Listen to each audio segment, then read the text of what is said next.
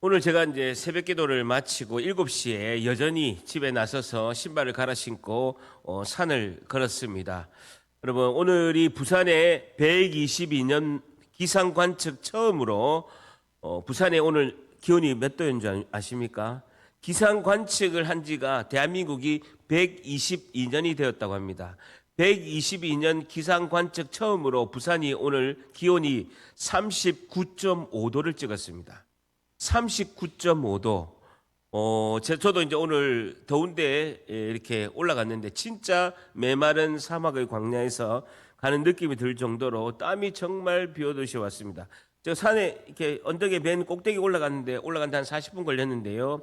오늘 딱 보니까 34도가 되었더라고요. 와, 이걸 올라오긴 올라왔는데 어떻게 내려가야 될지 고민이 돼서 제가 올라가는 시점에 우리 홍교일 목사님 전화 왔습니다. 뭐 하라고 올라가냐고, 이 더위에 뭐 하라고 올라가냐고 이렇게 했는데 너무 오늘 더웠습니다. 한편으로는 제 생각에 이 더운 날씨에 우리 성도분들이 현장에서 일하시면서 이렇게 저도 땡볕에 공사 현장에서 일을 해봤기 때문에 얼마나 힘들게 이 더운 날씨에 고생하는지 제 공감하는 그런 이제 오늘 시간이었습니다.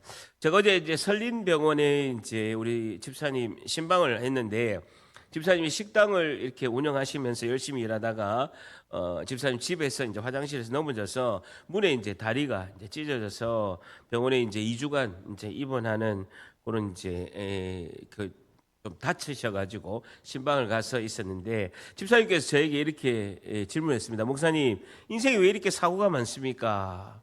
왜 이렇게 사고가 많을까요? 라고 이렇게 질문했습니다. 제가 뭐라고 할 말을 드릴 말이 없어서 집사님 회복을 위해서 간절히 기도하고 이제 신방에 왔습니다.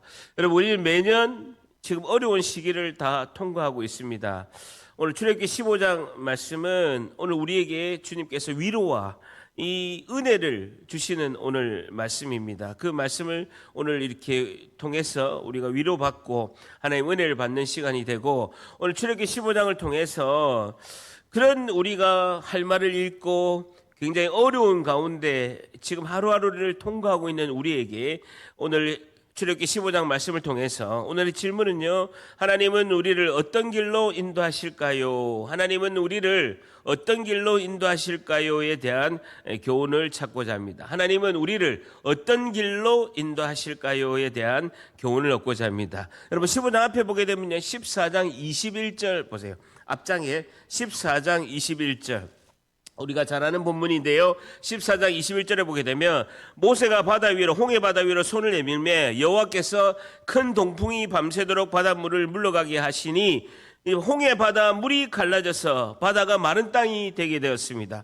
22절에 이스라엘 자손 200만 명이 바다 가운데로 육지를 걸어가듯이 걸어가게 되고, 물은 좌우에, 홍해 바다가 좌우에 물벽이 되어서, 그래서 이제 그 깊고 긴 홍해 바다를 이스라엘 백성 200만 명이 건너는 기적 중의 기적의 역사가 일어나게 됩니다. 홍해에서 그 하나님의 크신 능력을 이스라엘 백성 200만 명이 출애굽해서 다 경험했습니다.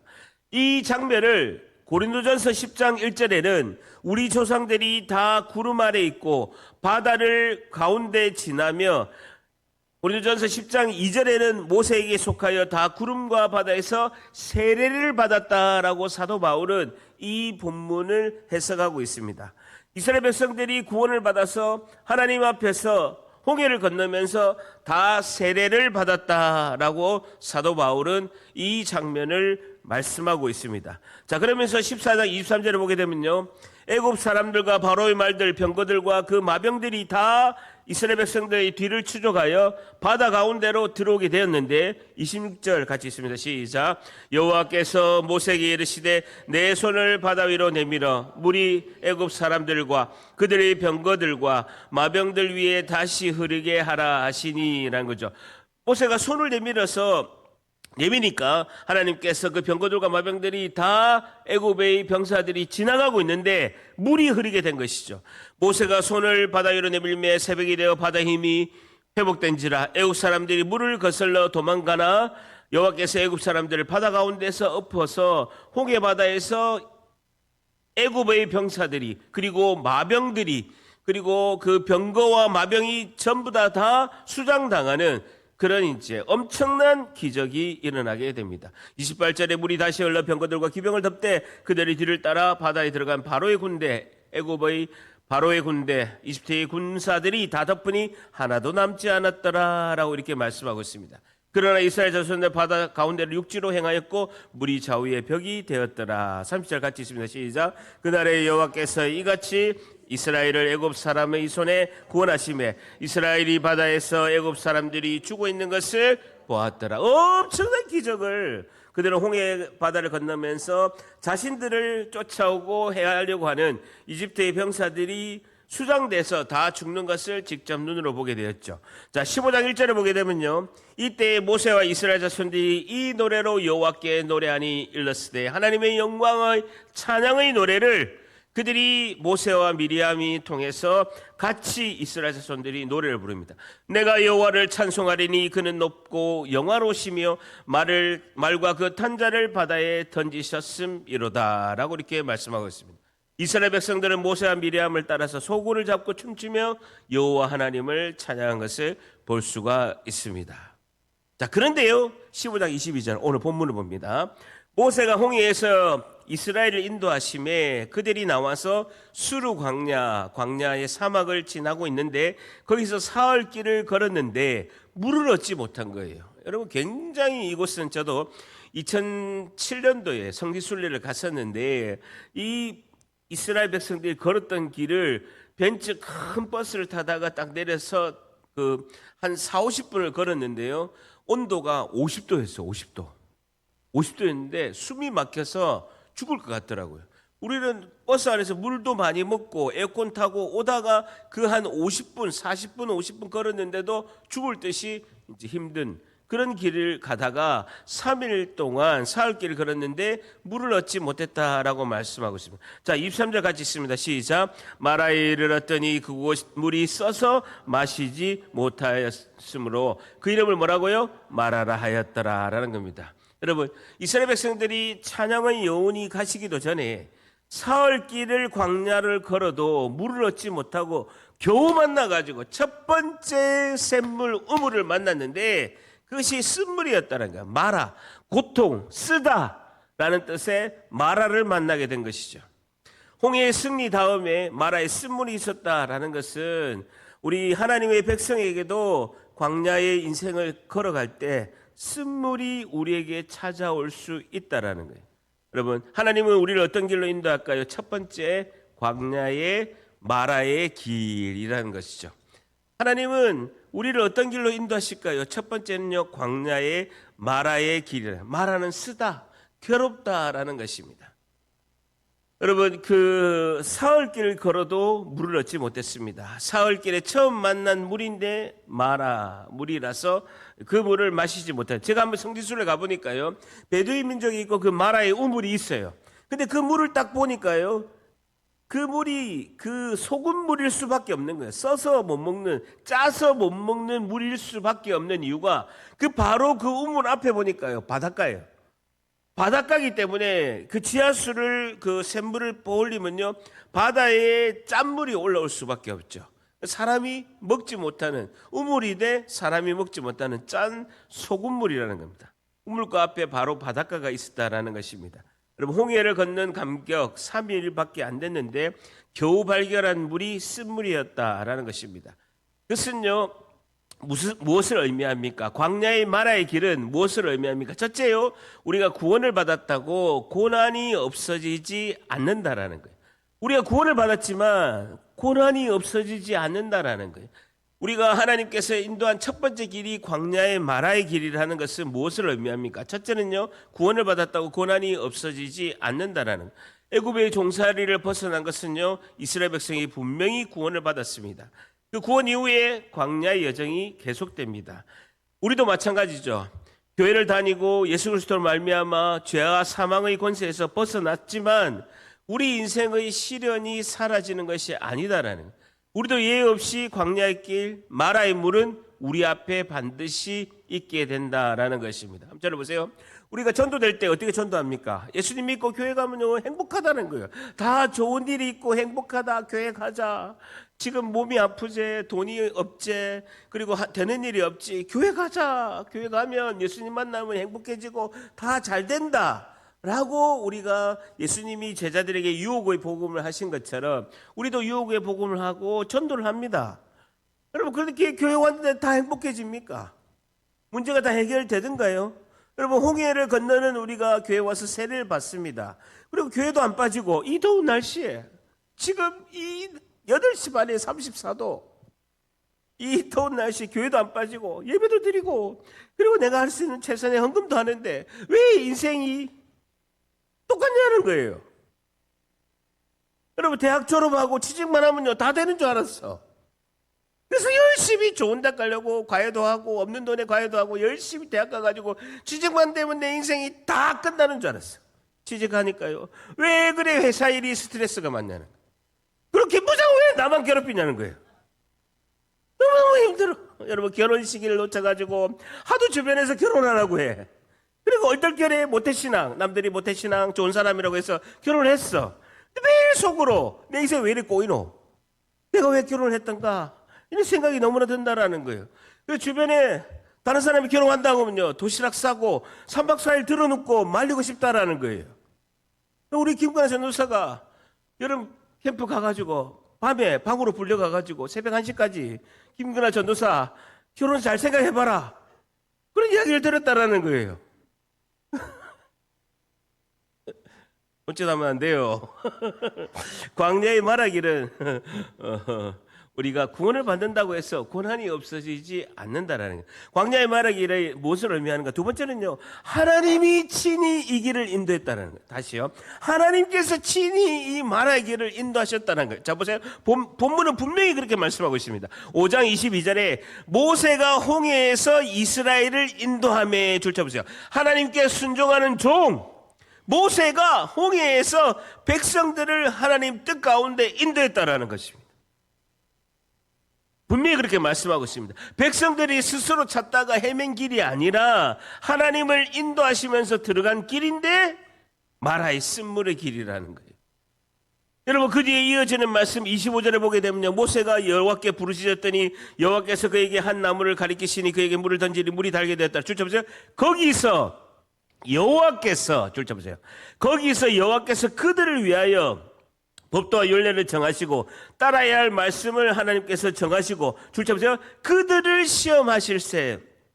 거기서 마라의 쓴물, 거기서 여호와께서 이스라엘 백성들을, 하나님의 백성들을 위하여 그들을 시험하기 위해서 따라야 할 말씀을 정하시고 법도와 율례를 정하시고 그들을 시험하실세. 인내하며 순종하는 것을 보시기 위해서 거기서 여호와께서 그들을 시험하기 위해서 하나님이 직접 인도하셨다라는 거예요.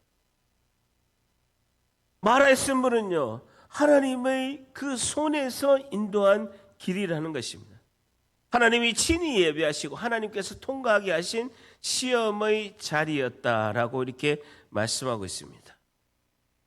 여러분, 광야의 마라의 길은 무엇을 의미할까요? 세 번째는요, 그러나 백성의 반응은요, 원망의 길이 되었다는 것이죠. 그러나 백성들의 반응을 보게 되면요, 원망의 길이 광야의 마라의 길의 의미다라는 겁니다. 세 번째는요. 여러분, 하나님께서 친히 인도하였지만 백성들의 반응을 보게 되면요, 원망하였다라고 말씀하고 있습니다. 24절 같이 있습니다. 시작. 백성이 모세에게 원망하여 이르되 우리가 무엇을 마실까 하매라는 거예요. 백성이 모세에게 원망이되, 모세에게 원망은요, 하나님께 원망한 것이죠. 우리가 무엇을 마실까 하매라는 겁니다. 하나님이 인도하신 길, 그 하나님께서 테스트하시는 그 시련 앞에서 백성들이 취한 행동이 뭡니까? 원망이라는 거예요. 여러분, 홍해를 건넌 지 며칠 됐다고요? 3일밖에 안 됐어요, 여러분. 홍해의 엄청난 기적을 보고 엄청나게 하나님이 하신 역사를 봤는데요, 3일밖에 안 됐는데 인간의 본성은요, 정말 하나님이 하신 은혜는요, 3일 되니까 다 잊어버리는 거예요. 하나님이 베푸신 엄청난 기적은요, 하나님의 은혜는요, 3일 만에 다 잊어버린 거예요. 근데 눈앞에 있는 고통만 생각이 드는 거예요. 눈앞에 된 고통만 집중하고 있는 것을 볼 수가 있습니다. 여러분, 저를 한번 보세요. 원망과 부르짖음은요, 모양은 비슷한데 내용이 완전히 다르다는 거예요. 다시요. 사람이 원망하는 것과 부르짖는 것은요, 모양이 비슷합니다. 근데 내용은요, 완전히 다르다는 거예요. 여러분, 원망은요, 하나님에 대한 불신의 투정이죠. 불신의 언어이죠. 그런데 부르짖음은요, 하나님을 향한 믿음의 언어인 줄 믿습니다. 백성들은 원망했지만 모세는 보세요. 25절에 모세가 여호와께 어떻게 했다고요? 부르짖었더니, 모세는 원망하는 백성 앞에서 하나님께 부르짖었다라는 것입니다. 하나님께 부르짖었다라는 것이죠. 여러분, 우리가 광야의 쓴물을 임할 때 우리에게 나오는 그 언어가, 나오는 말이 원망인지 부르짖음인지 우리가 체크해 봐야 된다라는 것이죠. 저를 보세요. 오늘 오후 1시 반경에 제가 이제 한 성도분께 전화 신방을 했습니다. 오늘 설교 준비를 아침부터 이렇게 쫙 하다가 1시 반쯤 돼서 문득 생각이 나가지고 우리 성도분께 제가 1시 반에 전화 신방을 했어요. 그래서 이제 요즘 어떻게 지내는가, 잘 지내는가 이제 신방을 하니까 그나마 애지중지하게 이제 그 돈을 이제 모아가지고 주식 투자해가지고 그제 돈을 좀 벌었다라는 거예요. 돈을 벌었는데 이제 거기서 딱 끝내면 되는데 요즘에 핫한 종목이 뭡니까? SK 하이닉스라는 거예요. 그래서 벌은 돈하고 아낀 돈하고 전부 다 투자해가지고 한 종목 SK 하이닉스에 다 투자를 한 거예요. 지금 몇 프로가 됐냐? 마이너스 40%가 된 거예요. 3주 만에 마이너스 한 40%가 된 거예요. 그래서 조금 번 돈 플러스 자기 돈까지 지금 다 없어졌다고 막 한숨을 쉬었습니다. 제가 어제 병원에 갔거든요. 병원에 가가지고 이제 처방전을 받았는데 약국에 가서 병원에서 내려와서 이제 처방전을 약국에 주잖아요. 약국에 처방전을 줬는데 약사님이 처방전을 안 받고 모니터에서 주식만 보고 있는 거예요. 그러면서 약사님이 한숨을 계속 치고, 나는 처방전을 주고 있는데 그분이 일어서가지고 처방전을 받아야 되잖아요. 근데 계속 모니터만 보면서 한숨을 계속 쉬고 있는 거예요. 그러면서 어쩔 수 없이 제가 이제 톡톡 두드리니까 일어나서 이제 약을 이렇게 조제를 하고 나서 그다음에 저한테 약 주면서요. 제가 뭔 잘못이 있습니까? 저한테 한숨을 계속 쉬고 있는 거예요. 약을 주면서 계속 쉬고 있는 거예요. 그분이 주식을 아마 세게 하신 것 같아요. 어쨌든 힘들다라는 거예요.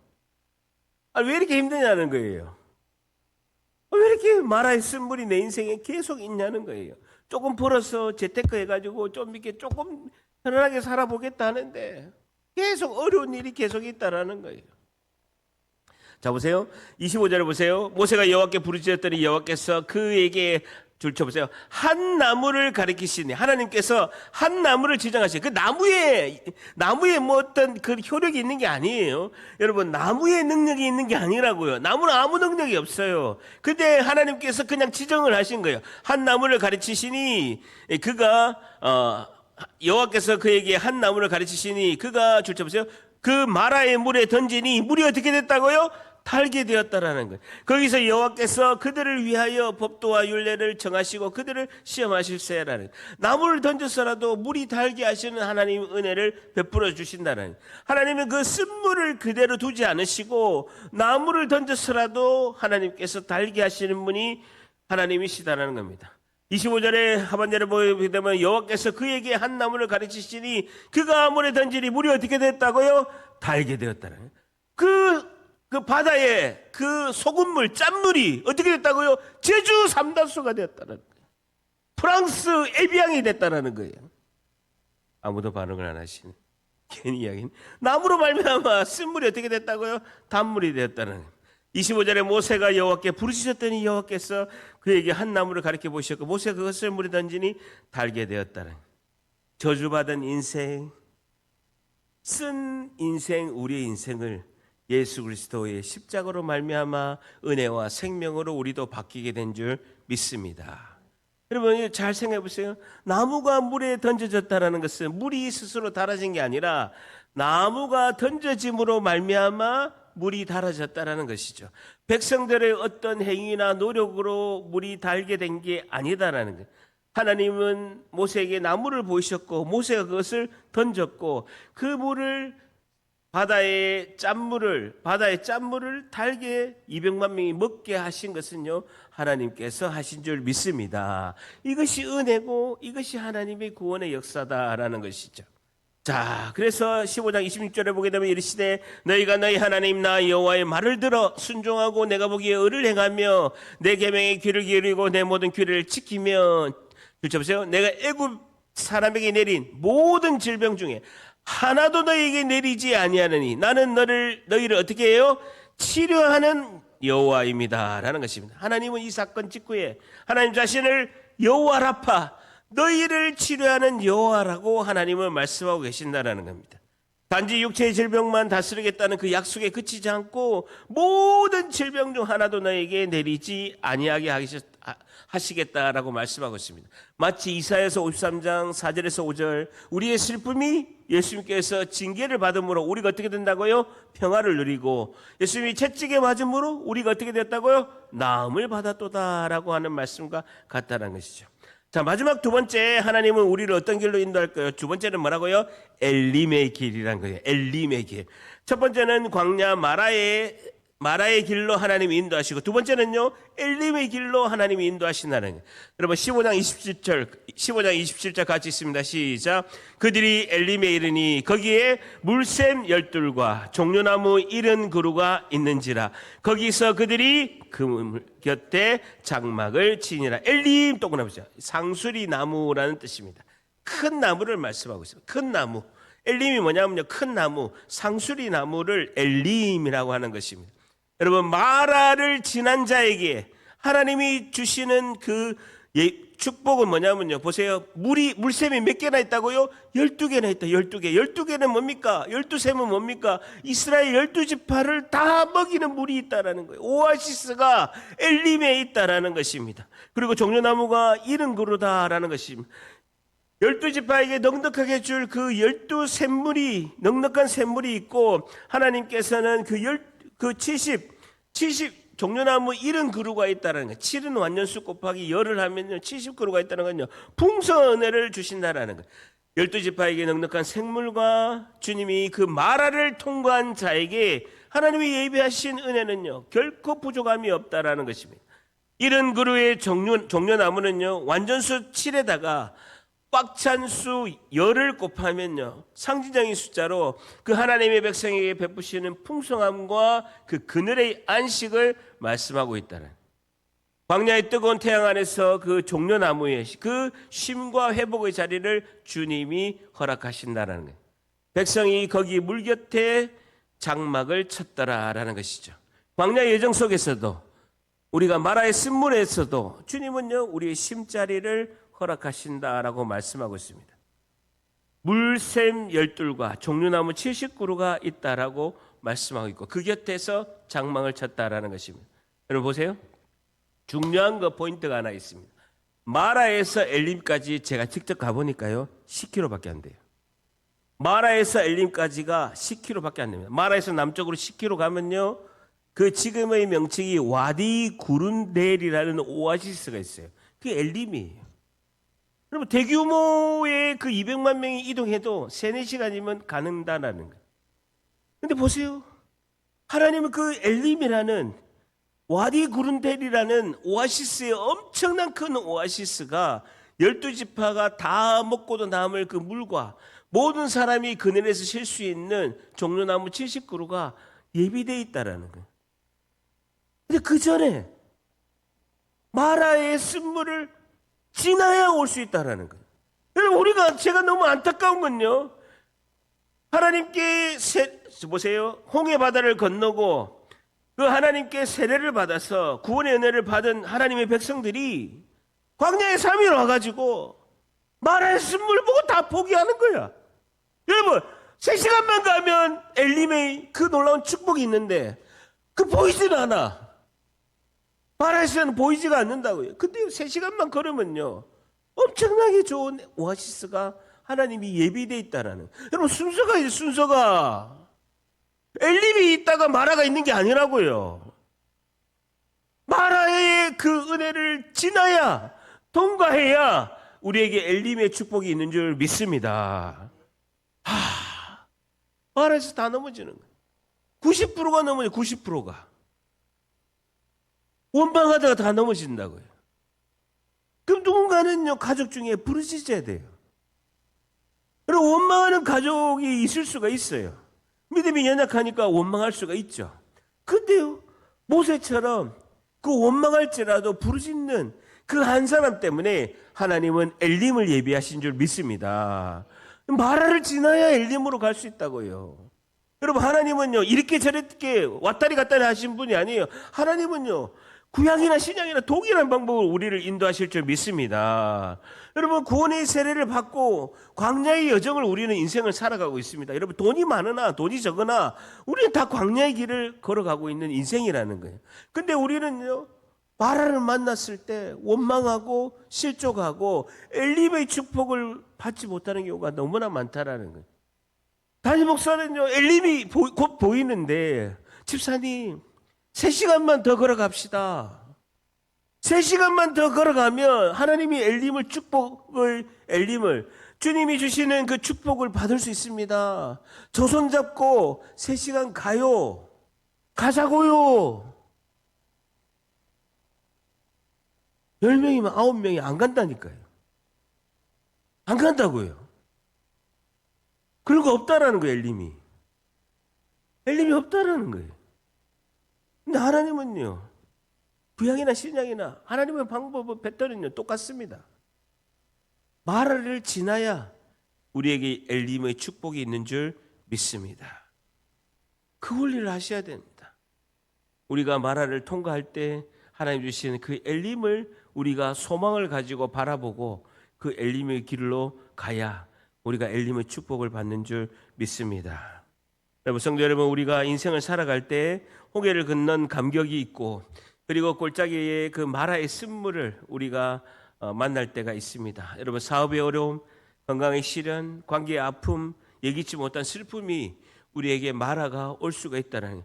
근데 우리가 그때는 어떻게 해야 되느냐? 원망이 아니라 하나님께 부르짖어야 될 줄 믿습니다.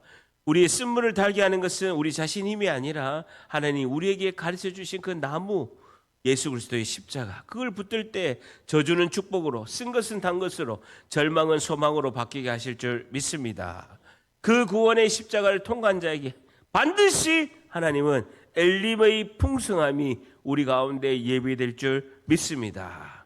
열두 샘물처럼 넉넉한 은혜와 종려나무의 그늘처럼 참된 안식이 우리 가운데 기다리고, 여러분, 우리 삶의 마라의 쓴물을 우리가 하나님께서 단물로 바꾸시고 엘림을 축복으로 인도하신 그 주님 손 꼭 붙잡고 오늘도 동행하며 승리하는 우리 모두가 되시기를 예수님의 이름으로 간절히 축복합니다. 아멘.